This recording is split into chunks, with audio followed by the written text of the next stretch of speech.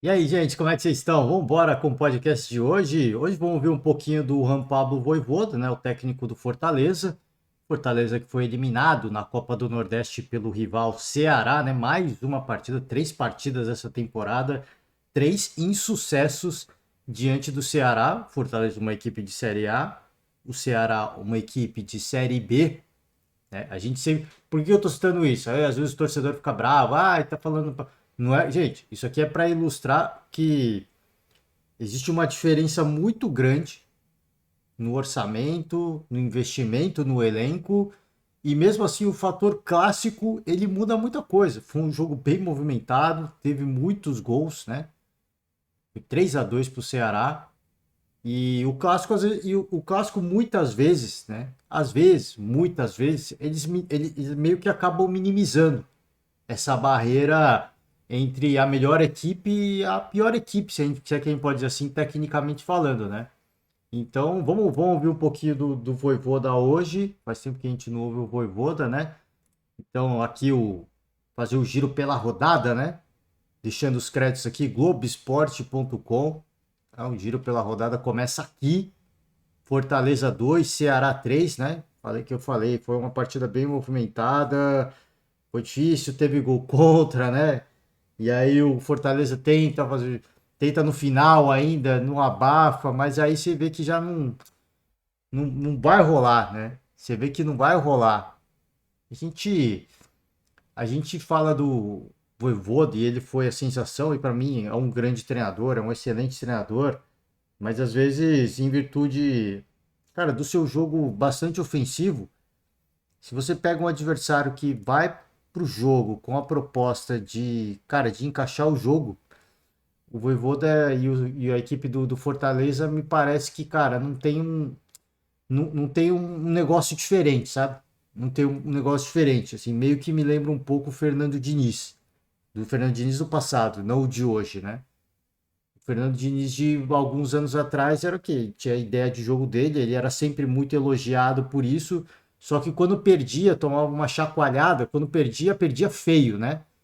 Tomava uma chacoalhada e era muito criticado por isso, né? Então, o Fernando Diniz é um treinador que as pessoas ou têm muito amor ou muito ódio, porque por causa disso. Ele tinha muita convicção, o time às vezes jogava muito bem, só que quando encontrava uma equipe que se propunha a fazer um jogo feio, se é que a gente pode dizer assim, não necessariamente jogo feio, mas de encaixar o jogo, o Diniz não encontrava soluções com a partida rolando. E o Vojvoda me parece ser um pouco esse cara, de cara, assim, tem uma ideia de jogo que é de um futebol propositivo.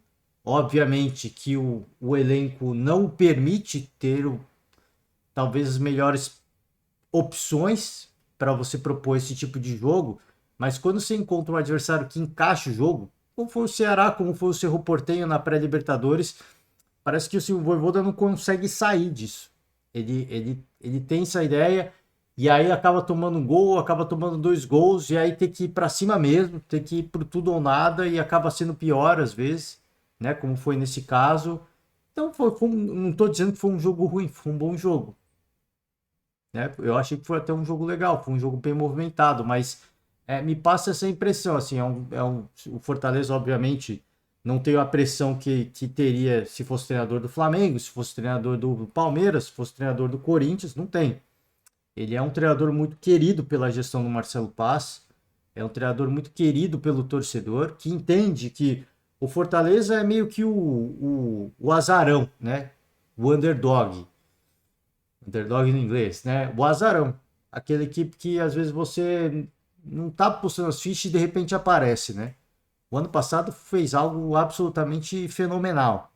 De terminar um primeiro turno na zona do rebaixamento, ter um dos melhores segundo turnos do Campeonato Brasileiro e terminar numa pré-Libertadores, né? Foi algo absolutamente espetacular. E foi graças a essa forma de pensar e de trabalhar do Voivoda. Tem muitos méritos, tem muitos méritos. E numa situação de pontos corridos, de repente, se bem que no passado, né? Passado bem recente, foi bem sucedido, né? Nos mata-matas também. Então é o que eu falo, assim, ele tem as suas ideias, as suas convicções, que são muito boas, e ele é muito elogiado por isso. Só que eu acho que quando ele encontra um adversário que, cara, faz um planejamento muito detalhado do jogo. Não que o Ceará, nossa, a gente vai jogar assim, assim, assado, e todo mundo segue aquela disciplina tática até o final. Não é assim, mas digo, cara, vamos encaixar o jogo com os caras, fazer um pouco de cera também, como aconteceu, né? E dificultar, né? Não deixar os caras rolar muito a bola, não deixar os caras se sentir à vontade. E aí parece que esse time do Fortaleza não consegue meio que sair disso, sabe? Pelo menos é essa a impressão que me passa. Essa é a impressão que me passa. A gente vai ouvir um pouquinho do Vojvoda no final. Acabou perdendo aí, tá fora da final da Copa do Nordeste, né? Cara, assim, não dá para dizer que não é uma. A gente entende o fator clássico. Eu falei, pô, o clássico ele diminui esse abismo técnico, essa distância técnica. Abismo não diria, mas essa distância técnica acaba minimizando pelo fator clássico. Mas é uma decepção. O Fortaleza estava até agora há pouco jogando pré-Libertadores. Vai jogar Sul-Americana. É uma decepção. É uma decepção uma equipe de Série A não estar na final da Copa do Nordeste, né? Passa o Ceará, mas o fator clássico ele pesa muito. Rolou outro jogo da Copa do Nordeste também, que foi o jogo, tá aqui a notícia, né? Pegar a notícia para vocês. Ainda seguimos no Globoesporte.com. O jogo entre o ABC, o Sport e o ABC. O Sport estava ganhando do ABC e a partida foi interrompida cerca de 16 minutos, né? Vai ser reiniciada na quinta-feira, hoje, né? Às 19 horas, e vai recomeçar a partir dos 6 minutos. Foi a hora que a partida foi interrompida por causa da chuva, né? Então, a partida vai seguir. O ABC vai ter uma chance agora, né? De esfriar a cabeça, pensar, repensar. 16 minutos, tem muito tempo para a bola rolar, tá? Tem muito tempo para a bola rolar, não tem nada garantido, né, para o Leão da Ilha do Retiro, né? Mas aconteceu, a partida começou ontem, né? Começou na quarta-feira e vai terminar na noite de quinta-feira, tá? Outros jogos amistosos, né? Teve amistoso, teve Bragantino e Cruzeiro, jogo que o Bragantino saiu vencendo por 2-0, tomou a virada do Cruzeiro, né? A gente vai passar por essa notícia aqui e até o que o Pepa falou sobre o jogo, né? Vamos de notícias um pouco mais, pouco notícias não felizes, né? Se é que eu vou dizer, um pouco mais tristes. Caso do Robinho, né? Defesa do Robinho entregou aqui a matéria do site O Globo, tá? Site O Globo, deixando os créditos aqui, entregou o passaporte, né? Já tinha sugerido que poderia entregar. A verdade é que não tem muito o que fazer, né? Robinho entregar passaporte foi uma questão protocolar para mim, porque ele não pode ficar viajando muito, né? Ele não pode ficar viajando muito. Se ele entrar num país que tem acordo, né? Aquele acordo de cooperação com a Itália, né? De extradição, ele pode se lascar. Então não é bom negócio ficar viajando muito. Então a entrega do passaporte foi o de menos, né? Uma etapa meramente protocolar, né? Vamos seguir aqui. Procuradoria do TJD do Rio Grande do Sul denuncia o Inter, o Internacional, e 11 jogadores por invasão e briga no jogo contra o Caxias, né? Jogo válido pela semifinal do Campeonato Gaúcho. Então tem aqui, né, as possíveis punições, né? O Inter foi denunciado no artigo 213, incisos 1 e 2 por conta da briga no gramado e da invasão, de volta ao site do GE, tá? Só para a gente não esquecer. E da invasão de campo dos Colorados, né? O artigo fala em desordem em sua praça de desporto e invasão de campo. Então a pena prevista vai de multa de 100 a 100 mil reais, né? 100 reais não será certamente, mas há uma citação que quando a desordem ou invasão for de elevada gravidade, pode ocorrer perda de mando de campo de 1 a 10 jogos, né? Então, assim, eu tinha até comentado isso, a punição vai acontecer em nível estadual, né? Então, se vier multa enfim, perda de mando de campo, vai ser só no próximo gauchão e, Pesa, pesa, porque você não pode ter o torcedor do seu lado, né? É uma receita importante. Não enche a casa muitas vezes, mas é uma receita importante. Mas não pesaria tanto se fosse quanto se fosse numa competição internacional. Não tô falando que, cara, quem avalia que eu falei é a Justiça Desportiva do Rio Grande do Sul, né? Porque foi um campeonato estadual, não tem nada a ver para você que se pergunta, por que que não vai tomar um gancho na Copa do Brasil no início do campeonato? Porque aconteceu, né, no estadual. Então, o responsável por avaliar. Mas é o que eu falei, cara. Será que não cabe, né, a CBF dar uma olhada nas imagens e também, né, o Tribunal da Justiça Desportiva Federal olhar as imagens e também, cara, ver se não tem algum tipo de punição? Porque o que aconteceu foi algo absolutamente lamentável. Se você, torcedor do Colorado, tá bravo comigo, me desculpe, cara. Me desculpe, mas o que aconteceu ali, cara, assim, é um tanto quanto bizarro. Um tanto quanto bizarro. O ano que vem vai acontecer de novo se não houver a punição. Tá, mesmo se tomar 10 jogos, não vai acontecer. Deve tomar uns de 3 a 5 jogos. E se tomar de 3 a 5 jogos pro estadual, cara, pouco importa pro internacional, né? Pouco importa é modo de dizer, mas não pesa tanto como se fosse um campeonato brasileiro, uma Copa do Brasil. E aí pesa. Aí pesa legal, aí vai sentir mesmo. Então, cara, assim, punição tá aí, multa nunca é legal, né? Mas não é tão elevada. Para qualquer clube de Série A, 100 mil pesa, mas dá para pagar, né? O que pesa é jogo, o que pesa mais é jogo, receita, né? Bilheteria, que passa de 1 milhão. Você pegar o estádio do Beira-Rio num jogo decisivo de Copa do Brasil, paga de 1 milhão, passa de 2 milhões, 3 milhões, né? Tem que pesar no bolso, senão isso volta a acontecer. Porque se não pesar, o torcedor que está do lado não vai falar, ô camarada, ô amigo, vamos parar com essa palhaçada aí, senão a gente toma um gancho. Senão a gente vai ficar sem vir pro estádio. A gente vai comprometer o time mais uma vez, né?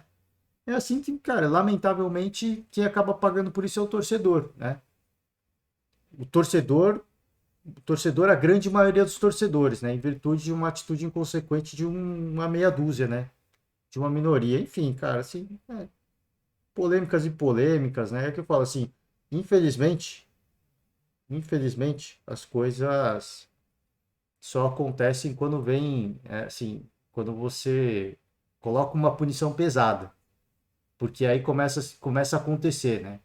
Um cobra o outro, fala, ó, vamos parar com isso aí, senão atrapalha, né? Enfim, né? Enfim, vamos seguir com as notícias do dia, o giro esportivo, que é sobre o Flamengo, tá? Declaração do Marcos Braz expõe dificuldade do Flamengo para contratar, tá? Então, aqui ó, a única contratação do Flamengo foi o Gerson, né, nessa temporada. Curiosamente, o, o rival nacional, que é o Palmeiras, também só tem uma contratação, né? E também volante. E também volante. Curiosamente, a diferença são os valores, obviamente, né? O Gerson veio, cara, super consagrado no Flamengo, mas ainda não mostrou a que veio. Né? Fica ainda o torcedor ainda fica nessa ansiedade de ver o Gerson de 2019 em campo, né? Ainda não mostrou a que veio, mas para mim é um grande jogador. Tá claramente forma física e forma técnica, né? Mas deve se recuperar. Com o tempo, deve se recuperar. Não é um jogador jovem ainda, né?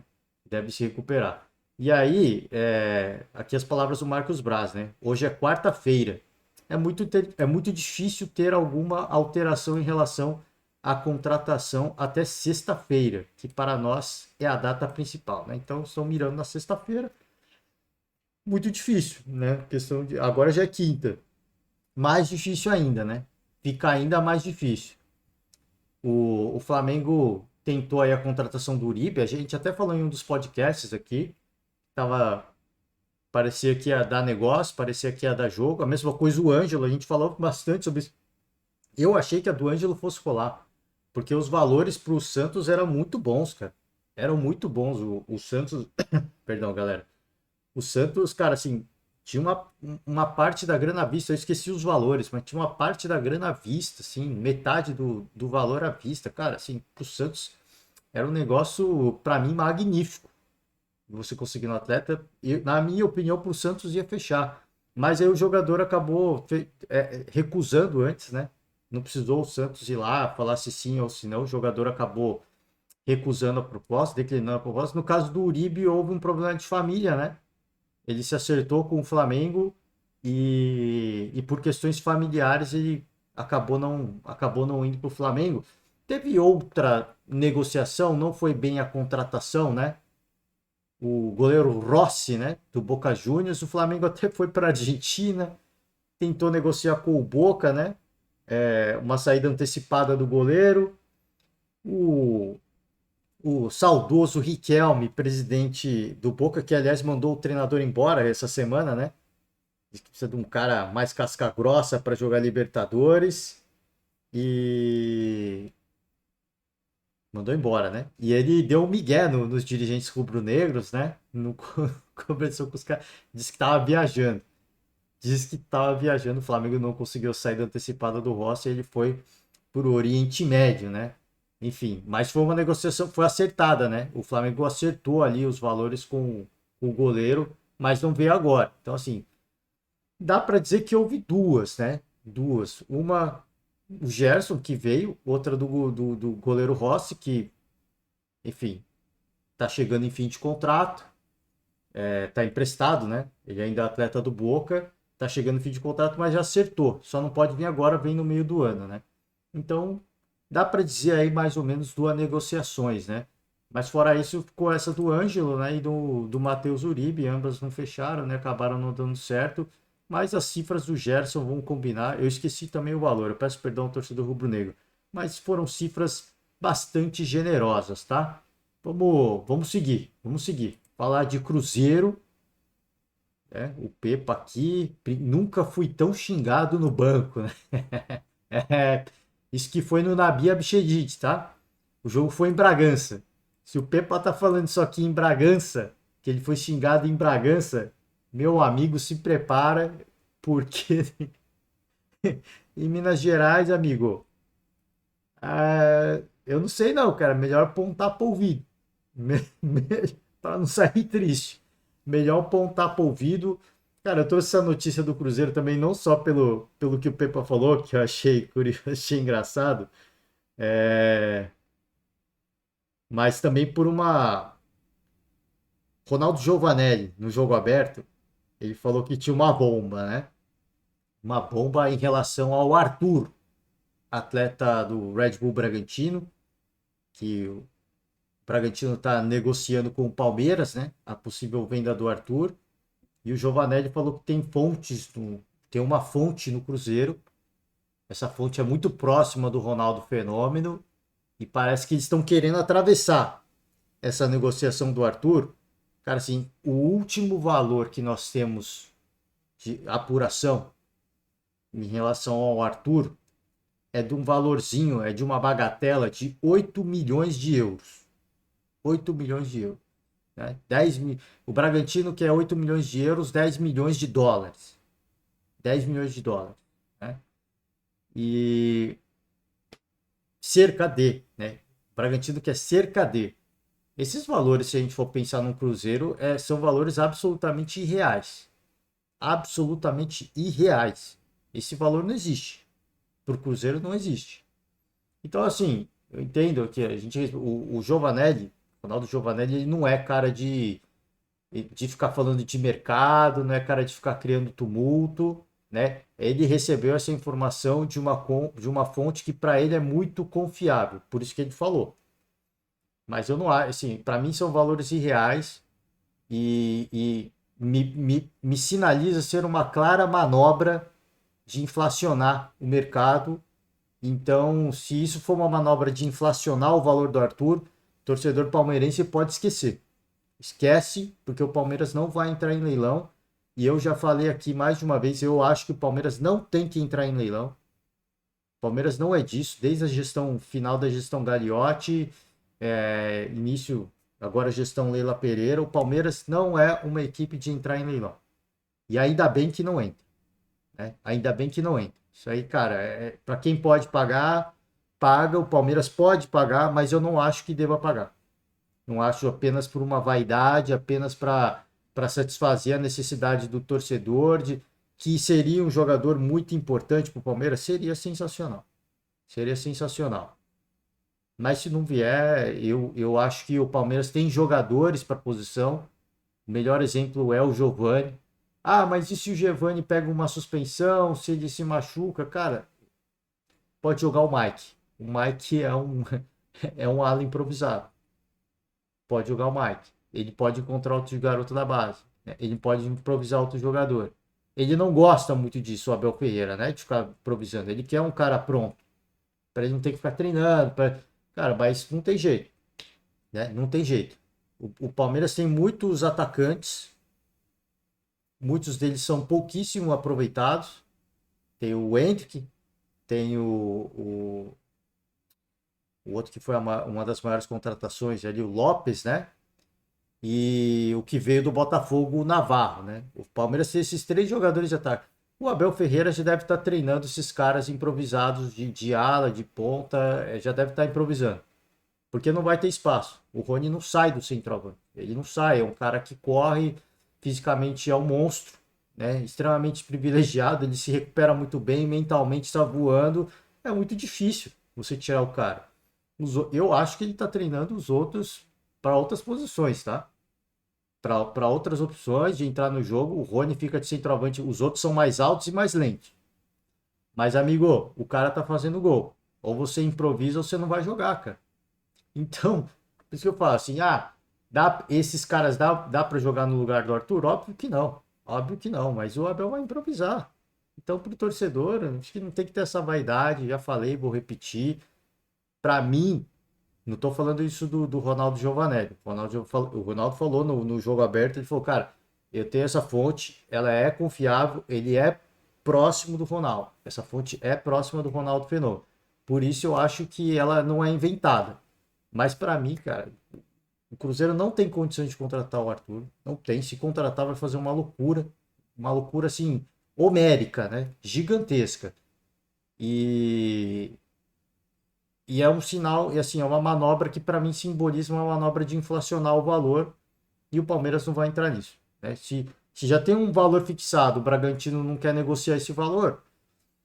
Se você vier com um leilão, o Palmeiras não vai entrar mesmo. Fique com ele, então. Fique com ele. Deixa o Cruzeiro levar, né? E se o Cruzeiro levar, vai ser assim, uma negociação de que, cara, vai entrar no pacote 10 jogadores da base, né? O Bragantino vai ter opção de compra de 10 jogadores da base, mais alguns que vão junto, né? Fora a grana. Então, cara, pro Cruzeiro é que eu falei. Se o Cruzeiro fechar essa negociação, eu acho que é um tanto quanto suicida, tá? É um tanto quanto suicida. Pode ajudar muito, certamente que sim. Mas é o que eu falei, quantas gerações vão ser comprometidas, né? Quantos jogadores da base vão ser comprometidos? Vitor Roque era do Cruzeiro. Vitor Roque, jogador do Atlético Paranaense que está voando, né? Convocado para a seleção, ele era do Cruzeiro. O Cruzeiro não conseguiu segurar, né? E aí você imagina se tem outros jogadores com esse potencial na base do Cruzeiro. Quantos Vitor Roque o Cruzeiro vai perder para ter o Arthur? Né? Para ter o Arthur. Importante você ficar na Série A, é importante você consolidar o elenco. Eu não tenho, é inegável que ele vai ser, que ele seria um jogador que, cara, iria fazer muita diferença. Ele ia ser uma referência técnica. Ele mostrou no Bragantino que ele pode ser. Ele vai ser uma referência técnica e vai ajudar o Cruzeiro a se consolidar na Série A. Eu não tenho dúvida disso. Mas é o que eu falei, o quanto que o Cruzeiro vai se comprometer se de fato, se de fato essa informação for verídica, né? Ou se de fato tiver negociação acontecendo. Porque o que se sabe do Palmeiras, porque a gente fica ouvindo canais e matérias, não dá para saber quem tá certo ou quem tá errado. Né? Então, assim, ele tá quase acertado, cara, é apenas uma questão burocrática, já é praticamente do Palmeiras, e aí se ouve do outro lado, apareceu uma publicação do Bragantino falando que o Arthur ainda é jogador do Bragantino, e aí você ouve outros personagens falando, cara, assim, não tem nada, não tem nada. O Bragantino pediu uma coisa, o Palmeiras ofereceu outra, o Bragantino recusou e ponto final. Tá nesse ponto a negociação tá aí. Não tem nada encaminhado, não tem nada acertado, tá nesse ponto. Um pediu uma coisa, são dois ricos negociando. O rico não precisa vender, ele não vai pechinchar. Então ele estipula o valor, o Palmeiras tenta pechinchar. Não, cara, eu não vou pechinchar porque eu não preciso. E o outro vai falar assim, cara, tudo bem, eu posso pagar mais, eu não vou, mas eu não vou, porque eu também não preciso do jogador. E aí, aí você vê que fica numa situação de que, cara, não avança.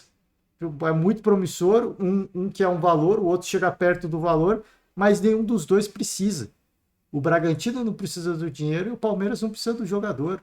É óbvio que o jogador, se viesse, ajudaria muito. Iria compor o elenco, para mim, chegaria até para ser titular, de repente.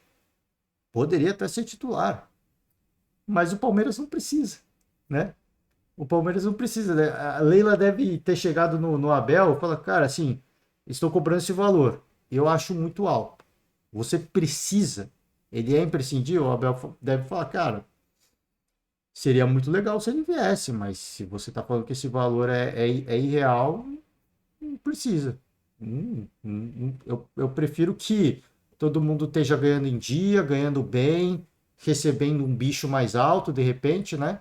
Por vitórias na Libertadores. Prefiro que todo mundo receba um bicho mais legal do que, cara, trazer um jogador que você está falando que ele não vale esse valor. Que eu ia querer, mas se não vier, eu me viro, né? Eu me viro. Enfim, né? Enfim, vamos, essa novela ainda vai seguir, mas tá, a janela tá fechando, hein? O tempo tá acabando. O tempo tá acabando, mas falei e vou repetir. Seria um baita jogador pro Palmeiras, sim. Mas o Palmeiras não vai entrar em leilão. E se isso aí, esse negócio do Cruzeiro for de fato uma tentativa de inflacionar o mercado, não vai fechar com o Palmeiras, tá? Isso o torcedor pode ter certeza e a convicção disso. Vai xingar presidente, vai xingar o diretor de futebol, normal. E nada que eles já não estejam acostumados, né? Vamos falar aqui sobre o novo estádio do Santos, a nova Vila Belmiro, né? Nova Casa do Peixe, projetada pelo arquiteto Luiz Volpato. Vai ter capacidade de 30.108 pessoas. E aí vai ter uma série de homenagens que vão de Pelé até Gabigol, hein? Até Gabigol, já teve confusão dele com o torcedor, tanto quanto polêmico, né? Um tanto quanto polêmico. Os sócios do Santos aprovaram no fim de 2022 a construção da nova Vila Belmiro. Eu não sei quando o projeto vai começar de fato, né? Mas o desenho é bonito demais, cara. Ó, o desenho é muito legal, cara. É muito legal. O projeto busca contribuir fortemente para os sentimentos de identidade e autoestima de seus usuários. Alinhamos modernidade e tecnologia para reavivar a marcante trajetória do clube, além de oportunizar a sustentação para investidores, tá? Então vai ter, né, uma série de coisas aqui, bancada, deck premium deve ser aqui, ó, né? Camarote, cadê a região do camarote aqui, né? Essas janelinhas aqui, né? Janelinhas aqui deve ser. Será que aqui aqui é a parte de transmissão, né? Da TV, né? O camarote é aqui. E aí tem o piso superior, né? Arquibancada superior. Então tem a arquibancada inferior, né? Arquibancada comum, camarote, essas janelinhas do meio, e o superior, né? Esse deck premium eu não sei, me pergunto onde é que é, né? Deck premium, será que é aqui no campo? Não, no campo não, né, pô? Sei lá, né? Não sei, mas, cara, tá bonito, velho. E aí, terá 27 lojas internas, 36 lojas externas, estacionamento para 576 veículos, né? Aqui a área externa. Impressionante, cara. Impressionante. Muito bonito, cara. Muito legal. Só não sei como é que fica a logística, né? Você vê que tem casas muito próximas, a rua não é muito ampla, né? Vamos ver como é que vai ficar a logística, mas é muito bonito, cara. Muito bonito. Não sei quando vai rolar, não sei quanto tempo vai levar, mas muito bonito. Isso é obviamente, né? Só vai acontecer se o Santos tiver um investidor, né? Se o Santos tiver um investidor que vai talvez fazer um molde parecido com o que aconteceu com o Palmeiras, né? Deu uma construtora, ela pagou a reforma do estádio, até então o Palestra Itália, né? É reforma que é chamado, tá? O Palmeiras tinha uma parte da sua arquibancada tombada e não podia demolir. Então, por isso que eu falo reforma, porque a obra foi classificada como uma reforma, né? Foi praticamente uma repaginada, mas uma parte da estrutura, se eu não me engano, o anel ali, né? A parte do anel a parte daquela estrutura é original, não podia ser destruída porque é tombada, né? Se eu não me engano, é isso. Se o torcedor palmeirense que me corrija se eu estiver errado. E aí, mas a W Torre, né, que é a construtora, fez todo o projeto. O Palmeiras não pôs um centavo, né? Pô, deve ter posto um cachezinho ou outro, mas o pesado mesmo, quem pagou foi a construtora, tanto que ela tem, né, ela rivaliza com o Palmeiras nos eventos, né? Porque eles têm o direito, justamente porque eles investiram, eles têm o direito há tantos anos de também explorar comercialmente a arena. Imagino que para o Santos, em virtude das dificuldades financeiras que a equipe enfrenta hoje, só vai acontecer se for um projeto parecido. O Santos até colocar uma grana, mas não muita, e um investidor fazer um investimento pesado para a construção da arena, tá? Cara, muito bonito, cara. Se de fato vier a acontecer e se consolidar, vai ser algo impressionante. Então, mas assim, você que nunca esteve na Vila Belmiro, é hora de conhecer, né? É hora de conhecer o templo sagrado, né? Onde o Pelé, o Neymar, você pode não ser fã do Neymar, você pode, cara, achar que o Neymar é muito estrelinha, só quer aparecer em rede social. Gente, procurem os melhores momentos do Neymar no Santos, cara. Assim, o que o Neymar é hoje, de longe se equipara ao que ele fazia. É óbvio que também o futebol favorecia, né? Ele não enfrenta volantes, não enfrenta zagueiros europeus, né? Mas o que ele fazia no Santos era pura magia. O que ele fazia no Santos era pura magia. Eu citei ontem o episódio do Armeration, é um que você que vale ver, mas o que eu recomendo você ver é o Santos de Neymar contra o Flamengo de Ronaldinho Gaúcho. Assim, uma das partidas mais antológicas da era moderna do futebol brasileiro, né? Mais antológica, assim, foi absolutamente, assim, foi pura magia, né? Foi pura magia. Quem narrou o jogo foi o Luiz Roberto, se eu não me engano, na Globo. Teve até matéria dele falando. Você não imagina que vai acontecer aquilo lá. O que aconteceu foi algo cataclísmico, né? Uma bela partida. Se o Flamengo do Jorge Jesus de 2019 encantou, aquela partida em especial foi algo muito marcante, cara. Inclusive uma das jogadas mais bonitas da carreira do Neymar, se não a melhor, aconteceu naquela época. Então, se você não conhece o mitológico o estádio da Vila Belmiro, original, né?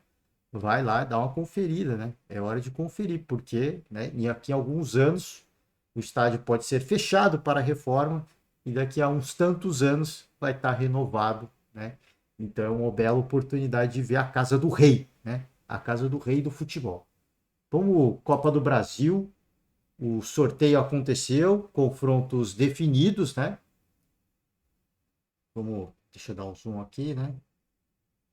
Para ficar legal, para você enxergar. Então, a terceira fase da Copa do Brasil, tá? Agora vai ter jogos de ida e volta, disputados nas semanas de 12 e 26 de abril. E aqui os confrontos, tá? Botafogo de Ribeirão e Santos, Nova Iguaçu, América Mineiro, Coritiba Esporte, Náutico e Cruzeiro, Atlético Mineiro Brasil, Volta Redonda e Bahia, Ipiranga, né? Ipiranga eliminou o Bragantino, tá? Ipiranga, Botafogo. Pedreira pro Botafogo, hein? ABC e Grêmio. Maringá, Flamengo. Pro Flamengo, né? Com todo respeito à equipe do Maringá, a equipe do Paraná, vai ser algo meramente protocolar, né? Com todo respeito. São Paulo e Ituano. Ituano eliminou o Corinthians do Campeonato Paulista, hein? São Paulo que se cuide, hein? Se vacilar, pode ficar difícil. Eu acho que o São Paulo é mais time e é mais favorito, mas que eu falei, se vacilar, pode ficar difícil.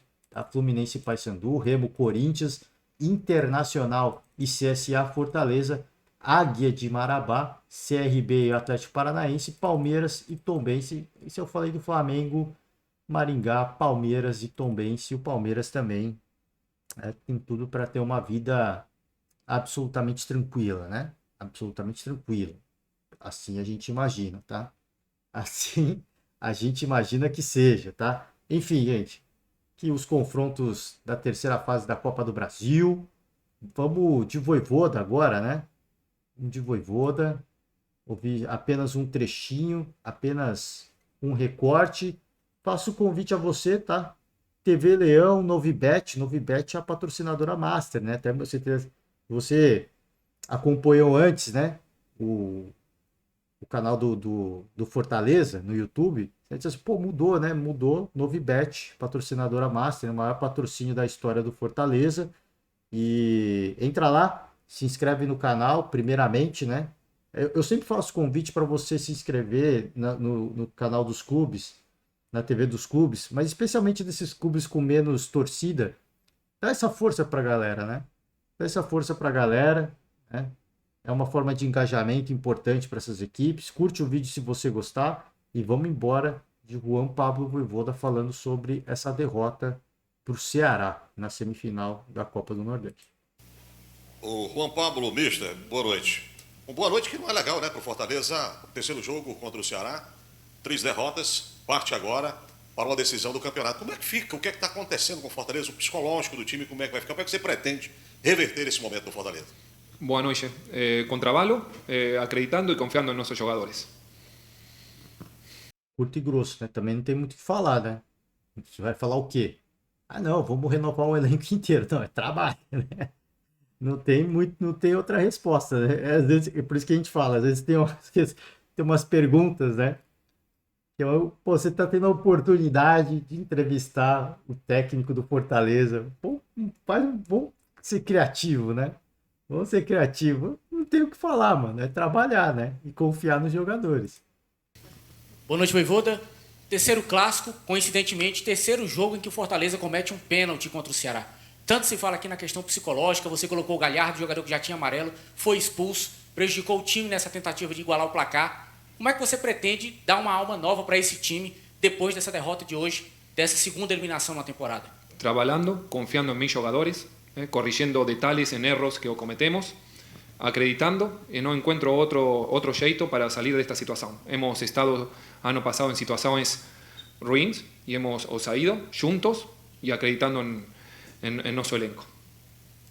Cara, uma coisa que chama atenção, como falou, o repórter falou, cara, terceiro confronto contra o Ceará, terceiro jogo que o Fortaleza comete uma penalidade e, cara, assim, não é só questão do Vojvoda, que eu falei assim, às vezes me passa a impressão, e assim, é só impressão, eu não tenho essa convicção, de que quando o adversário encaixa o jogo, ele não consegue meio que sair disso, né? Ele meio que entra na roda, e quando ele tenta corrigir, ele às vezes se expõe um pouco mais e aí fica mais perigoso.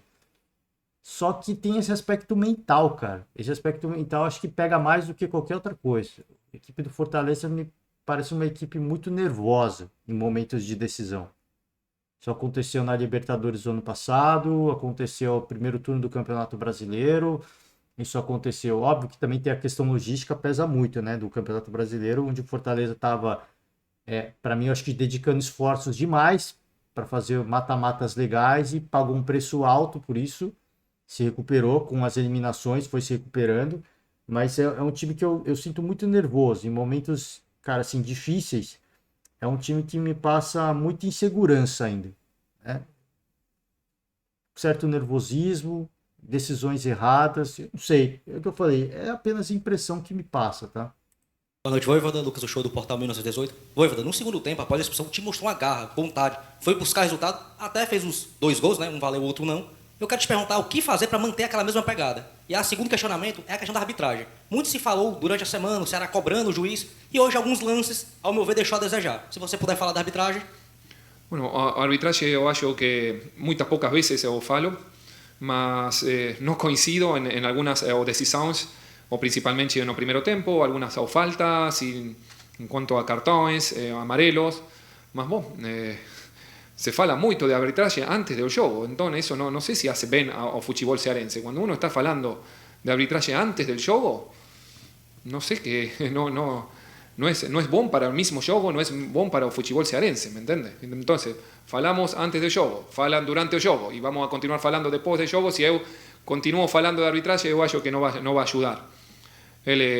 puede cometer erros, como cometemos todos. Eu enfocaría o pon foco en, digo, no, eu puedo controlar a mi time, arbitraje no pode o controlar y bueno, eles trabalharán, arbitraje trabalharán para también olhar sus erros, hacer su retroalimentación, su feedback y bueno, y de nuestra parte tenemos que también ser conscientes que en estas partidas hemos cometido erros en detalles que bueno, costaron o partidas a la gente.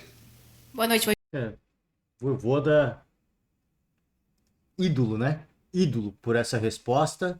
Você vê que o rapaz pergunta, né? E tenta jogar alguma coisa pro lado da arbitragem. Já muito se falou da arbitragem antes do jogo, né? Do Ceará já, né? Fazendo que meio uma certa cobrança.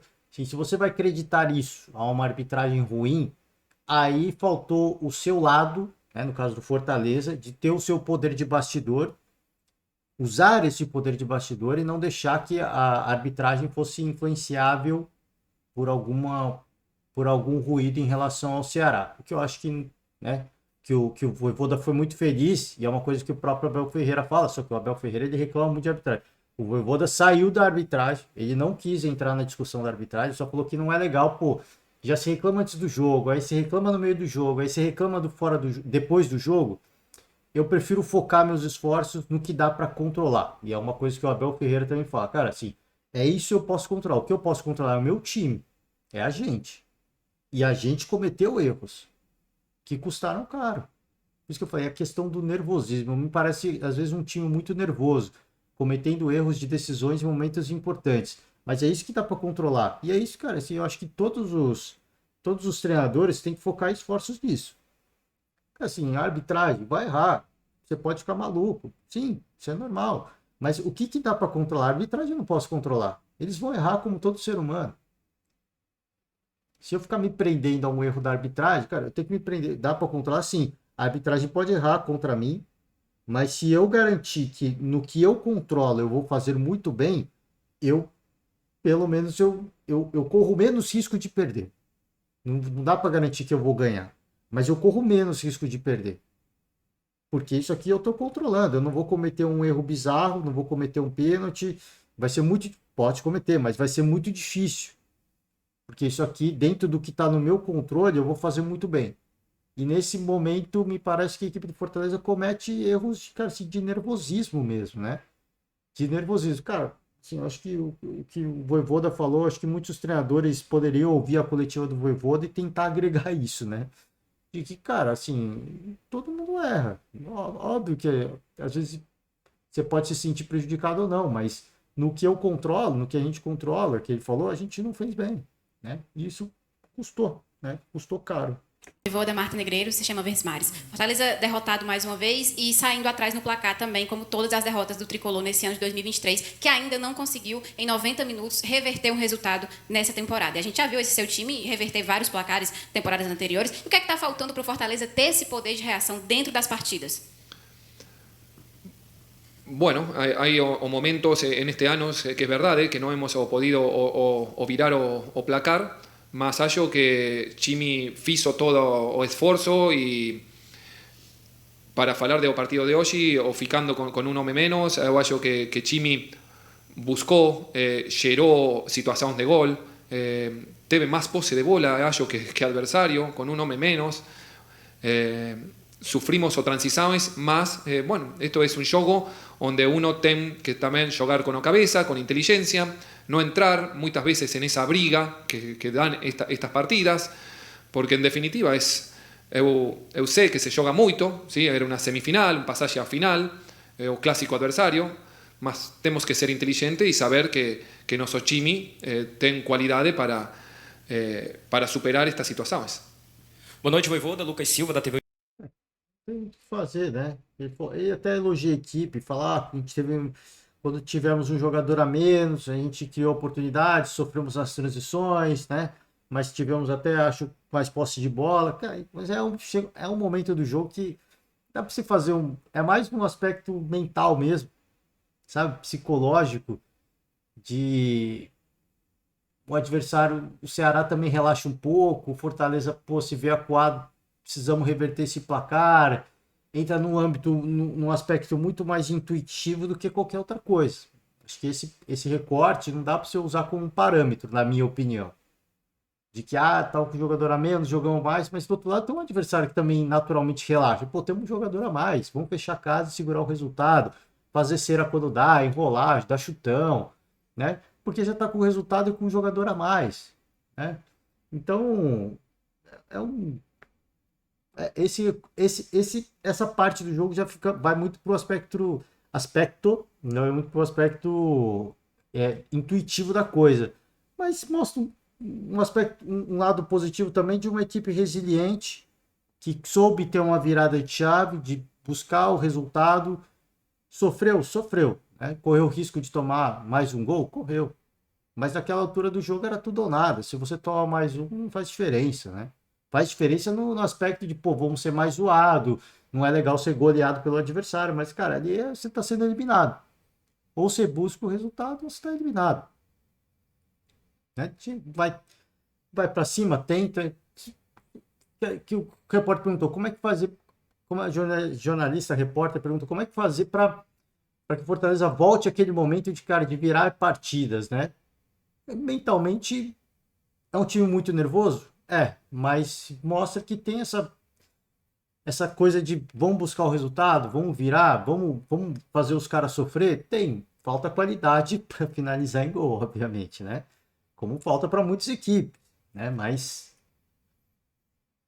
tem um esboço. Eu acho que tem um esboço, mas tem muita coisa para melhorar. Acho que muito mais no aspecto psicológico assim da coisa, porque é um time que, de novo, em decisões me passa a impressão de ser um time muito nervoso, e esse nervosismo está comprometendo.